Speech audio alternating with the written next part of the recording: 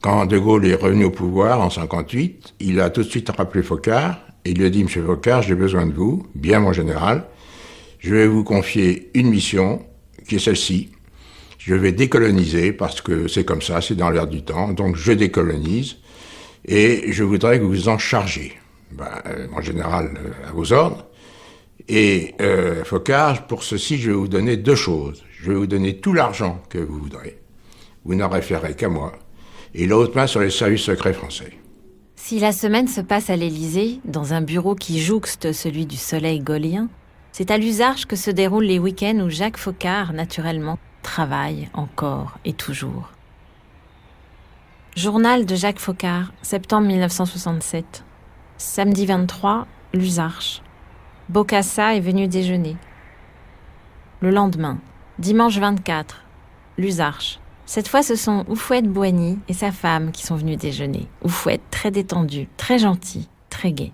Foccart connaissait tous les chefs d'État africains, il les connaissait, mais il connaissait leur famille, il connaissait l'histoire des enfants, des petits-enfants. Une bonne partie de son activité, c'était de se rendre indispensable pour un diplôme, pour trouver une place d'internat à un fils, pour régler un problème de couple, pour toutes les choses de la vie courante, compliquées pour un Africain et qui devenaient simples parce qu'il s'occupait de tout. L'honneur suprême pour un chef d'État africain, c'était, une fois qu'il avait fait ses tournées officielles dans les ministères à l'Élysée, c'était d'être reçu à la Villa Charlotte, à l'Uzarche. La maison de l'Uzarche est le cœur de la politique africaine de la France. Bokassa, Félix Houphouët-Boigny, Omar Bongo, Mobutu et tant d'autres, tous les autres.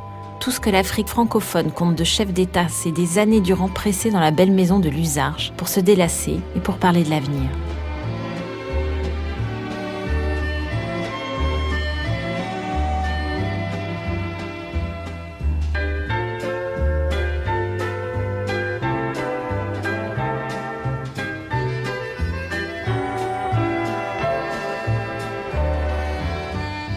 Foccart a un secret que l'on peut tout de suite dévoiler.